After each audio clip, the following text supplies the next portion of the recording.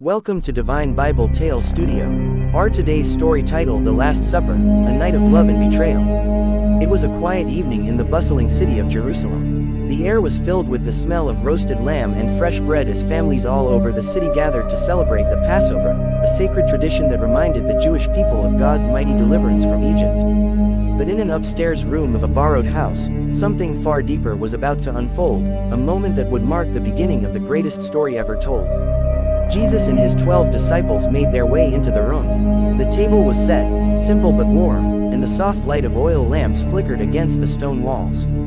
The disciples found their places, whispering among themselves, still puzzled by something Jesus had said earlier, that one of them would betray him. Jesus stood at the table, his eyes scanning the room. He saw Peter, passionate and brave, always quick to speak. He saw John, the beloved disciple, resting near him. He saw Thomas, full of questions, and Judas, sitting quietly, avoiding his gaze. As they all settled down, Jesus did something completely unexpected. He got up from the table, wrapped a towel around his waist, and poured water into a basin. One by one, he knelt and washed their feet, even the dusty feet of Judas. The disciples were stunned. "Lord, are you going to wash my feet?" Peter asked, pulling his feet back in surprise. "You don't understand what I'm doing now," Jesus said gently, "but later you will." Peter shook his head. "No, you will never wash my feet." Jesus looked at him with deep love. "Unless I wash you, you have no part with me." Peter blinked, then blurted out, "Then not just my feet, wash my hands and head too." Jesus smiled, knowing Peter's heart. After he had finished washing all their feet, Jesus sat back down and looked at them. "Do you understand what I've done for you?" he asked.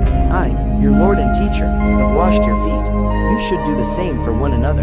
I've given you an example. Serve one another in love." The room grew quiet. The disciples were moved, and maybe a little ashamed. Their teacher, the Son of God, had served them like the lowliest servant. It was a lesson they would never forget. Then Jesus picked up the bread. He lifted it, gave thanks to God, and broke it. "This is my body, given for you," he said. "Do this in remembrance of me." He passed the bread around. Each disciple took a piece, wondering at his words. Next, he took the cup of wine, gave thanks, and said, "This is my blood of the covenant, poured out for many for the forgiveness of sins. Drink it, all of you." The room fell silent again. This meal was no ordinary Passover. But then Jesus said something that made every heart drop. "One of you will betray me." A wave of shock passed over the disciples. "Lord, is it me?" they asked, one after another, their voices filled with disbelief. Jesus dipped a piece of bread and handed it to Judas Iscariot. "What you are about to do quickly," he said. Judas took the bread, stood up without a word, and left the room. The others didn't fully understand. Some thought Jesus had sent him to buy more supplies. But Jesus knew, and Judas knew, the wheels of betrayal had begun to turn. After Judas had left, Jesus looked around at the remaining 11, his closest friends. His voice was soft but strong. "My children, I will be with you only a little longer. Where I am going, you cannot come, not yet. But I give you a new command, love one another. Just as I have loved you, so you must love each other." Peter leaned forward, confused. "Lord, where are you going?" "You can't follow me now, Peter," Jesus said gently, "but you will follow later." Peter, bold as ever, insisted, "Lord, I'll lay down my life for you." Jesus looked at him, sadness in his eyes. "Will you really? Before the rooster crows, you will deny me 3 times. Peter sat back, stunned.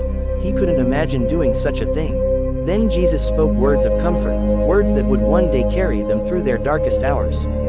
"Don't let your hearts be troubled. Trust in God, trust also in me. In my Father's house are many rooms, and I'm going there to prepare a place for you. I will come back and take you to be with me." That night, the disciples didn't understand at all. Their hearts were heavy, but in that small upper room, Jesus had given them everything: his love, his example, and a promise that he would never leave them, even when it seemed like the world was falling apart. As they finished the meal, Jesus led them out to the Mount of Olives. The stars sparkled overhead. The night was quiet, but something big was coming. The cross was drawing near, but so was the resurrection. And everything Jesus did that night, from washing their feet to breaking the bread, was a picture of the love that would soon be poured out for all of humanity. A night of love, and yes, of betrayal. But more than that, a night that would change the world forever. Thank you for watching. If you love this story, please kindly click the like button, comment, share and subscribe for more.